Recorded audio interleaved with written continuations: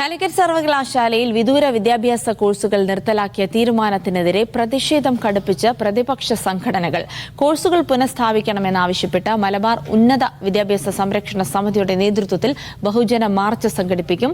സർക്കാർ തീരുമാനത്തിനെതിരെ MSF അടക്കമുള്ള വിദ്യാർത്ഥി സംഘടനകളും നേരത്തെ പ്രതിഷേധം സംഘടിപ്പിച്ചിരുന്നു.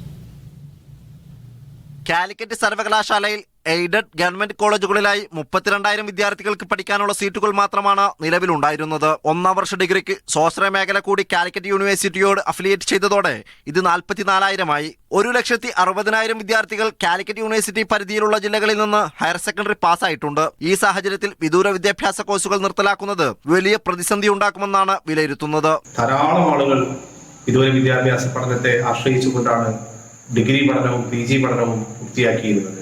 വിദൂര വിദ്യാഭ്യാസ പ്രോഗ്രാമുകൾ പുനഃസ്ഥാപിക്കണമെന്നാണ് യൂണിവേഴ്സിറ്റിയോടും സർക്കാരിനോടും മലബാർ ഉന്നത വിദ്യാഭ്യാസ സംരക്ഷണ സമിതി ആവശ്യപ്പെടുന്നത്. അനുകൂല തീരുമാനമുണ്ടായില്ലെങ്കിൽ അനിശ്ചിതകാല പ്രക്ഷോഭം ആരംഭിക്കുമെന്നും നേതാക്കൾ അറിയിച്ചു. മീഡിയ 1 കോഴിക്കോട്.